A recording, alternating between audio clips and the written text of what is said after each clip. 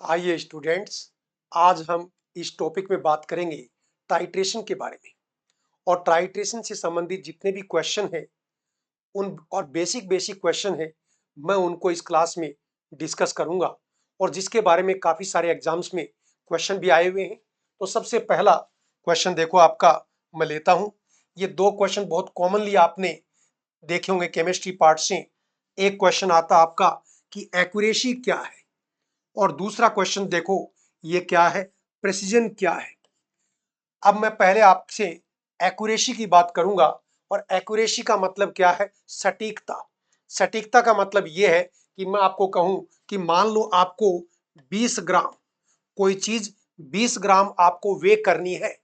और यदि अब दो पॉसिबिलिटी, अब आप वे करते हैं और मान लो आपने 19.9 ग्राम वे की, तो ये भी आप कहेंगे बिल्कुल 20 ग्राम के पास ही है। यानी आपकी सटीकता काफी अच्छी है, आपकी एक्यूरेसी काफी अच्छी है।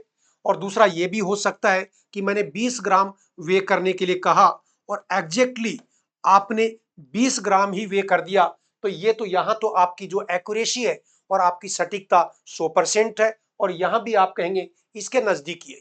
और यही इसी चीज को डेफिनेशन में आप देख लीजिए कि how close a measured value, यानी हमने ये वैल्यू हमें वे करनी थी। और जब हमने वे किया तो मान लो ये वैल्यू हमारी आई, तो how close a measured value is to the true value. जो आपकी ट्रू वैल्यू है, ट्रू वैल्यू कितनी है, आपको इतने ग्राम वे करना था और आपने वे कितना किया, मान लो इतना ग्राम। तो हमने कहा कि how close a measured value is to true value और एक्सेप्टेड वैल्यू।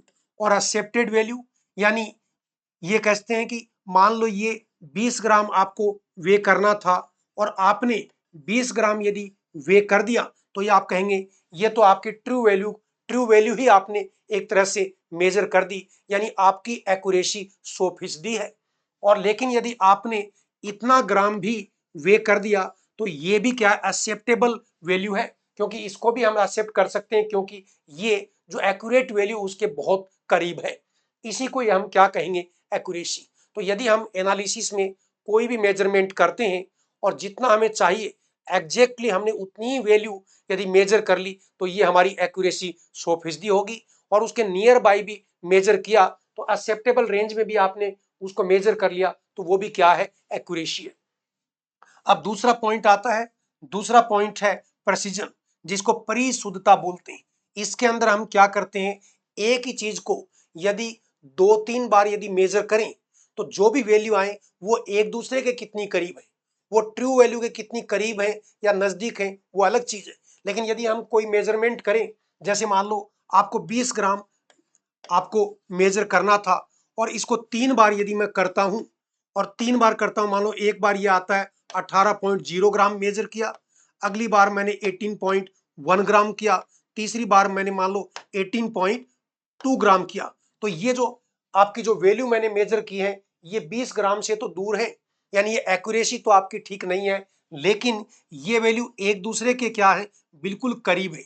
तो जितने भी हम मल्टीपल टाइम, एक से ज्यादा बार यदि कोई मेजरमेंट करते हैं और वैल्यू एक दूसरे के नजदीक होती है, तो आपका प्रिसीजन क्या होता है, अच्छा होता है। तो ये यही बताया कि हाउ क्लोज मल्टीपल, यानी एक से ज्यादा बार मेजरमेंट किया, how close multiple measurements are to each other. ये जो मल्टीपल मेजरमेंट्स आपने किए हैं ये एक दूसरे के कितने नजदीक हैं, ये आपका क्या है, प्रेसिजन। और यदि ये वैल्यू इस एक्चुअल वैल्यू के जैसे यहाँ नजदीक हैं, तो ये आपका क्या है, एक्यूरेसी।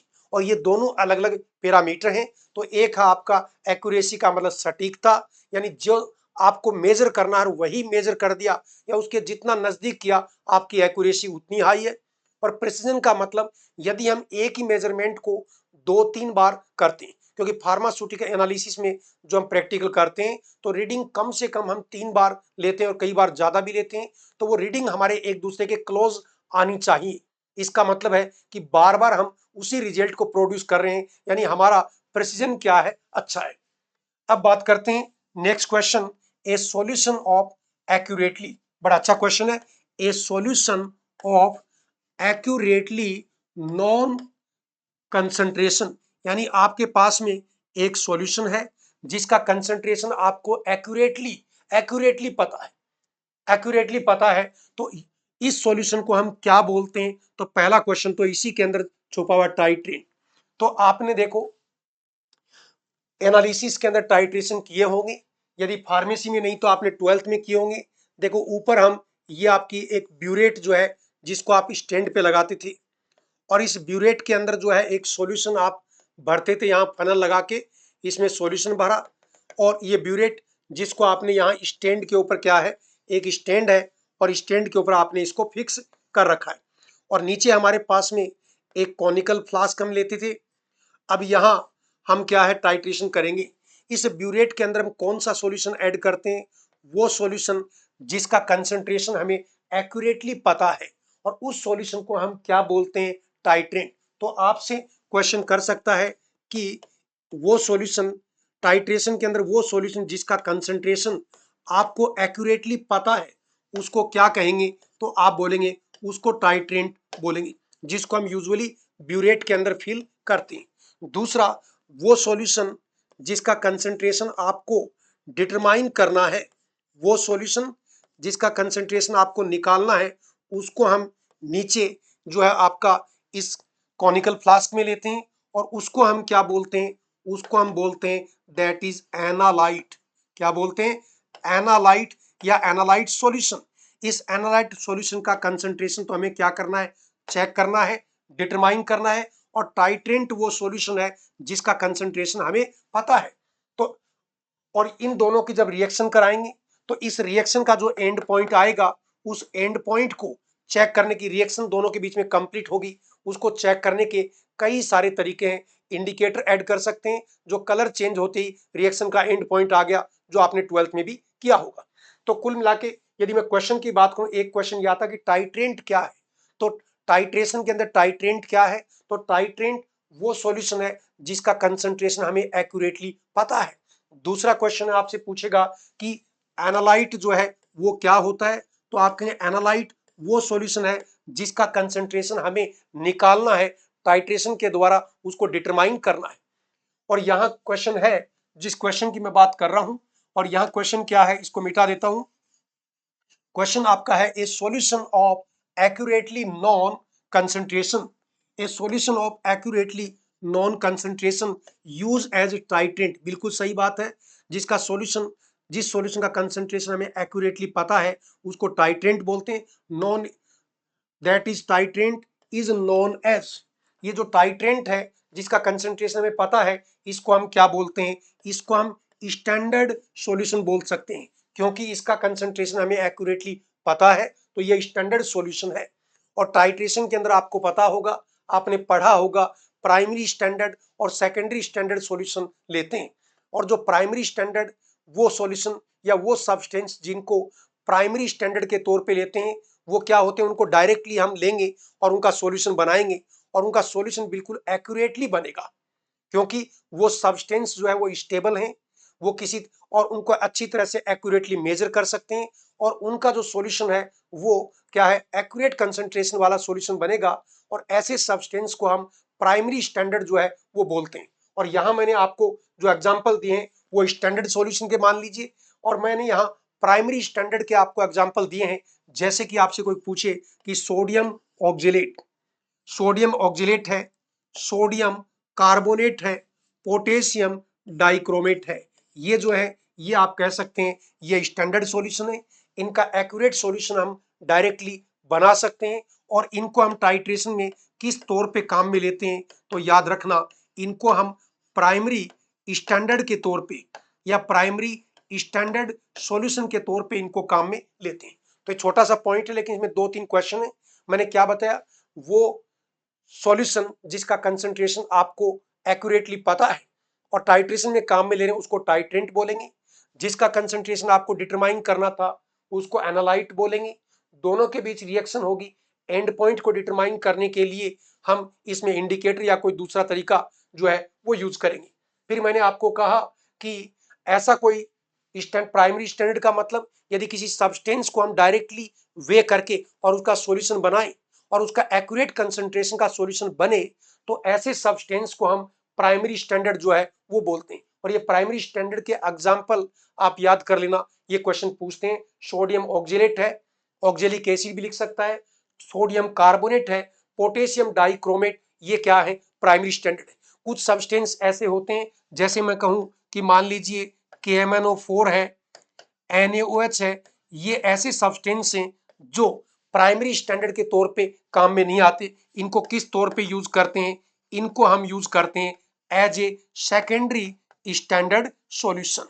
इनको हम सेकेंडरी स्टैंडर्ड के तौर पे यूज करते हैं। तो ये पोटेशियम परमैंगनेट है, ये आपका NaOH सोडियम हाइड्रोक्साइड है, ये क्योंकि इनको हम डायरेक्टली, क्योंकि ये हवा के कांटेक्ट में आके ये क्या है, ये मॉइस्चर अब्जॉर्ब कर लेते हैं, ये उतने स्टेबल नहीं है, और इनका डायरेक्ट सॉल्यूशन बनाएंगे उसका एक्यूरेट कंसंट्रेशन वाला सॉल्यूशन नहीं बनता है। इसलिए इनको हम पहले प्राइमरी स्टैंडर्ड से स्टैंडर्डाइज करते हैं। स्टैंडर्डाइज करने का मतलब प्राइमरी स्टैंडर्ड से इनका टाइट्रेशन रिएक्शन करवा के इनके एक्यूरेट कंसंट्रेशन का पहले हम पता करते हैं, और इसीलिए इनको हमने क्या बोला, दे आर सेकेंडरी स्टैंडर्ड, और ये आपके क्या हैं, ये आपके प्राइमरी स्टैंडर्ड है।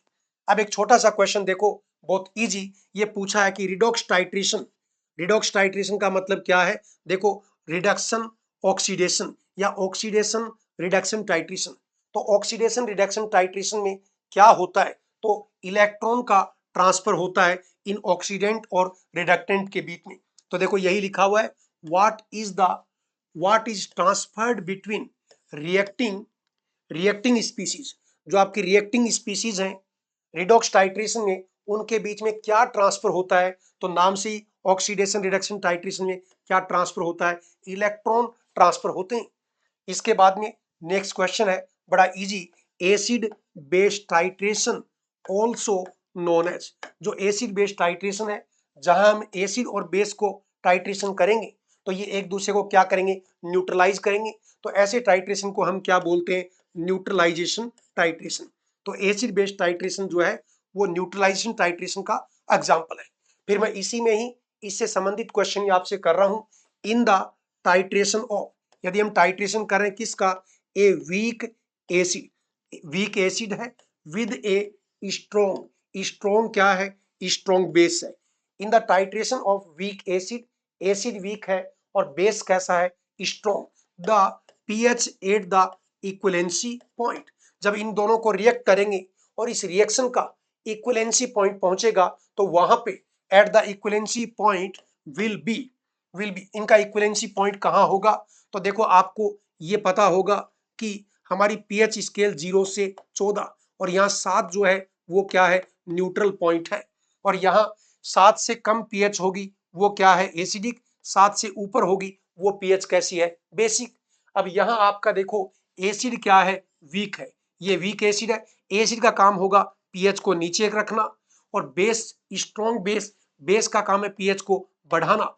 इन दोनों में स्ट्रॉन्ग कौन है, तो स्ट्रॉन्ग कौन है, बेस। जब इन दोनों का रिएक्शन करेंगे तो इक्विवेलेंसी पॉइंट जो है वो कहाँ आएगा, क्योंकि बेस स्ट्रॉन्ग है तो इक्विवेलेंसी पॉइंट जो है 7 से ऊपर आएगा। तो यही आपको कहना है ग्रेटर देन 7। इसी से संबंधित क्वेश्चन है, सेम क्वेश्चन ऑलमोस्ट आप कह सकते हो कॉन्सेप्ट पे, इन the titration of a strong acid, इस बार एसिड क्या है, स्ट्रॉन्ग, और एसिड आपको पता है पीएच को क्या करेगा, नीचे, विद ए वीक बेस, जबकि बेस कैसा है, weak, the pH at the equivalency point, जब इक्विवेलेंसी पॉइंट होगा वहां इस रिएक्शन, दोनों की रिएक्शन के कारण से जो सॉल्यूशन बनेगा उस सॉल्यूशन की इक्विवेलेंसी पॉइंट में पीएच कहां होगी, लेस देन 7। क्यों होगी, क्योंकि एसिड स्ट्रॉन्ग है, ये स्ट्रॉन्ग है तो ये पीएच को कम करेगा, बेस आपका वीक है तो बेस की पीएच को ये न्यूट्रलाइज करके नीचे ले आएगा। तो जब एसिड स्ट्रॉन्ग होगा तो इक्विवेलेंसी पॉइंट पे पीएच 7 से कम रहेगा। और इसी कॉन्सेप्ट के बेसिस पे जब हम कोई टाइट्रेशन करते हैं स्ट्रॉन्ग एसिड बेस या वीक एसिड बेस का, तो वहां इंडिकेटर जो है हम सेलेक्ट करते हैं। और ये देखो आपसे नेक्स्ट क्वेश्चन इसके बारे में पूछा है, देखो role of an indicator in the titration is to indicate the, indicator जो है इसका रोल टाइट्रेशन में क्या है, indicate the end point of the titration. जो टाइट्रेशन है उसमें दो चीजों को रिएक्शन कराते हैं, और जैसे ही वो इक्विवेलेंसी पॉइंट पे पहुंचेंगे, इंडिकेटर जो है उसका कलर जो है वो चेंज हो जाएगा और इससे हमें पता लग जाएगा रिएक्शन जो है वो इक्विवेलेंसी पॉइंट के आसपास पहुंच चुकी है। तो आप कहेंगे कि इंडिकेटर रिएक्शन का एंड पॉइंट जो है उसको इंडिकेट करता है।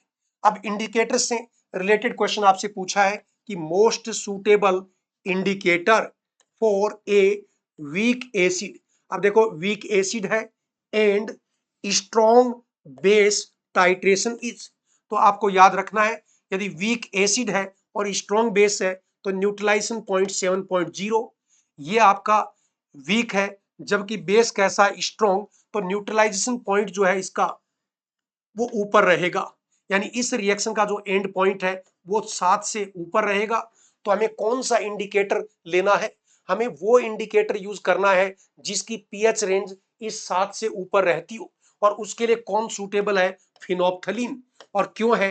क्योंकि ये हमें पता है कि पीएच रेंज, फिनोप्थलीन की जो पीएच रेंज है, पीएच ट्रांजिशन रेंज है जिसमें कलर बदलता है, वो 8.3 से 10 के बीच है। और कई बार यही पूछ लेते हैं कि फिनोप्थलीन की पीएच ट्रांजिशन रेंज क्या है, तो आप कहेंगे 8 से 10 याद कर लीजिए, नहीं तो 8.3 टू 10। और मैंने अभी कहा कि यदि आपका एसिड वीक है और बेस स्ट्रॉन्ग है तो पीएच इक्विवेलेंसी पे 7 से ऊपर जाएगी, और 7 से ऊपर जाएगी तो उससे ऊपर पीएच फिनोप्थलीन की रहती है, इसलिए फिनोप्थलीन वहां पे कलर चेंज करेगा और आपको रिएक्शन का एंड पॉइंट पता लग जाएगा। अब देखो इसमें लिखा है कि in acidic solution, acidic solution के अंदर क्या होता है? फिनोप्थलीन कलरलेस होता है। कई बार इसको ही पूछ लेते हैं कि एसिडिक सॉल्यूशन है तो उस दौरान क्या है, आपकी फिनोप्थलीन जो है वो कलरलेस है। लेकिन इन बेसिक सॉल्यूशन, जैसे ही सॉल्यूशन बेसिक होता है इसका कलर पिंक कलर आता है। और जैसे आपने देखा कि जब एसिड और बेस को मिलाएंगे, धीरे धीरे जैसे ही एसिड में बेस ऐड करेंगे तो पीएच यूं यूं बढ़ती बढ़ती 7 को क्रॉस करेगी, और जैसे ही पीएच जो है वो 8 के आसपास पहुंचेगी तो तुरंत से जो है फिनोप्थलीन कलर चेंज कर देगा और रिएक्शन का एंड पॉइंट जो है आपको आ जाएगा। अब नेक्स्ट क्वेश्चन और है, इसी कॉन्सेप्ट बेस्ड है, most suitable indicator for a strong acid. अब यहाँ स्ट्रॉन्ग एसिड है, ये आपका 7.0। जैसे स्ट्रॉन्ग एसिड आ गया तो आपको पता है एंड पॉइंट 7 से नीचे रहेगा। स्ट्रॉन्ग एसिड एंड क्या है? वीक बेस, क्योंकि बेस क्या है? वीक। यदि स्ट्रॉन्ग एसिड और स्ट्रॉन्ग बेस होता तब तो इक्विवेलेंसी पॉइंट जो है वो एग्जैक्टली या 7 के आसपास आता। जब दोनों ही स्ट्रॉन्ग होते तो एक दूसरे को न्यूट्रलाइज करते, लेकिन यहाँ है स्ट्रॉन्ग एसिड और वीक बेस, तो इस रिएक्शन का जो एंड पॉइंट 7 से नीचे रहेगा। तो इस रेंज में जिस इंडिकेटर की पीएच रेंज है वो आप एज ए इंडिकेटर लेंगे। तो ये पूछा है कि ऐसे टाइट्रेशन के अंदर इंडिकेटर के तौर पे हम क्या लेंगे? तो देखो मिथाइल ऑरेंज जो है इसको यूज करेंगे, क्योंकि मिथाइल ऑरेंज की जो पीएच रेंज है वो यहीं नीचे रहती है, और वो पीएच रेंज कितनी है? 3.1 से 4.4। और मैं रेंज मिथाइल ऑरेंज की रटने की नहीं कहूंगा, लेकिन फिनोप्थलीन की जो रेंज है ये आप याद करना, एग्जाम में क्वेश्चन पूछते हैं। फिनोप्थलीन जो है एसिडिक सॉल्यूशन में कैसा है? कलरलेस क्वेश्चन पूछते हैं। बेसिक सॉल्यूशन में कैसा है? पिंक कलर क्वेश्चन पूछते हैं। और मैंने दो चीजें आपको बता दी हैं कि एसिड स्ट्रॉन्ग है, और यहीं पे याद कर लें कि यदि मान लीजिए एसिड स्ट्रॉन्ग है तो पीएच जो है 7 से नीचे रहेगी। इस केस में हम मिथाइल ऑरेंज जो है इसको काम में लेंगे। और यदि आपका एसिड वीक है और बेस स्ट्रॉन्ग है तो पीएच ऊपर की तरफ रहेगी, और इस रेंज के अंदर हम क्या है? फिनोप्थलीन, फिनोप्थलीन को शॉर्ट में एचपीएच ही बोलते हैं, इसको हम एज ए इंडिकेटर काम में लेंगे। और यदि आपको ये कहे कि स्ट्रॉन्ग एसिड और स्ट्रॉन्ग बेस है तो स्ट्रॉन्ग एसिड और स्ट्रॉन्ग बेस में भी हम फिनोप्थलीन को ही एज ए इंडिकेटर काम में लेते हैं, क्योंकि और भी इंडिकेटर हैं लेकिन कॉमनली और कलर चेंज के हिसाब से और जो शार्प कलर चेंज होता है उसके हिसाब से फिनोप्थलीन ही स्ट्रॉन्ग एसिड और स्ट्रॉन्ग बेस टाइट्रेशन में एंड पॉइंट डिटरमाइन करने के लिए भी मोस्ट सुटेबल होता है। तो यहाँ से क्वेश्चन एग्जाम्स में कई बार आए हुए हैं। और यदि आपको क्वालिटी एजुकेशन की जरूरत है फार्मेसी में तो आप हमसे जुड़ सकते हैं। और इसी के साथ ही मैं आपसे विदा लेता हूं और नेक्स्ट क्लास में आपको मिलूंगा।